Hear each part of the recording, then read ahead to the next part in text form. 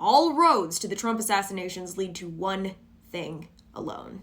So we see some similarities between the shooters. Both were donors to Act Blue, a PAC for the Democrat Party. Both managed to get within 500 yards of Trump. Both attempts were followed by the mainstream media kind of oddly downplaying the severity of the situations. And most importantly, Crooks was in a 2023 BlackRock commercial, and Routh was in a 2022 commercial for the Ukrainian militia that had been trained by the American CIA for the past decade and is funded by BlackRock.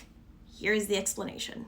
So for context, Ryan Routh was a construction worker in North Carolina that moved to Hawaii, has a house and a business there that wasn't making any money, so he was listed as unemployed. But he really cared about standing for Ukraine. So this former construction worker with no income, operating entirely alone, ran a website offering Americans $1,200 a month to fight for Ukraine, was illegally moving Afghani soldiers fleeing from the Taliban in Pakistan and Iran to fight for Ukraine, dropped everything for months at a time to fly himself to Ukraine, and flew to DC to lobby for Congress to recruit soldiers for Ukraine.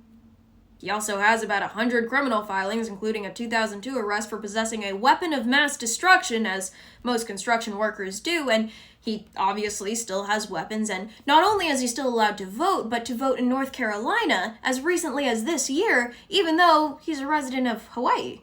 And like most construction workers, he had a hunch where Trump would be on a Sunday afternoon and was waiting at the golf course for 12 hours ahead of time, even though Trump's schedule was off the record.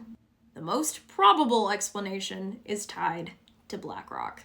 So in 2022, Routh was in a commercial that advertised the Yazov Battalion, which is a Ukrainian neo-Nazi militia trained by the CIA and funded by BlackRock. So what links Ukraine, the CIA, and BlackRock?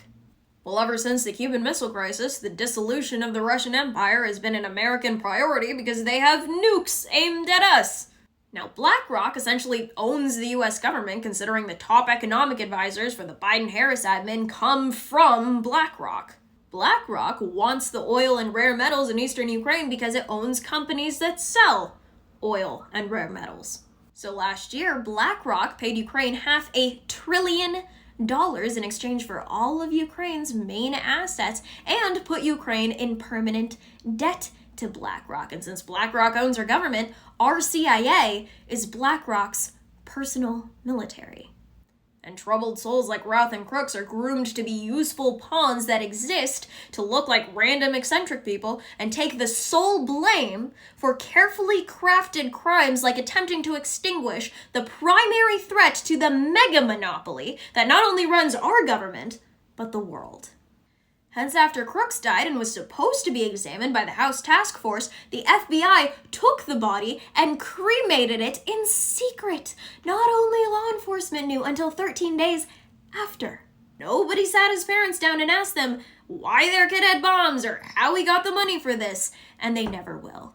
The crime scene was scrubbed. So if it wasn't obvious before, it should be obvious now that your government, the CIA, the FBI, the Secret Service are a unit. Not because they're all buddies and love each other, but because they're owned by the same people. So anyone that threatens them, regardless of party affiliation, is a target. So no wonder for years people have said Trump would be assassinated, and no wonder they refused to give Secret Service protection to a Kennedy. This is the mega monopoly versus the people, and always has been. But thanks to private media, we know that now. So the attempt to shut down any resistance is going to be stronger than ever. This is the totalitarians versus we the people. So fight.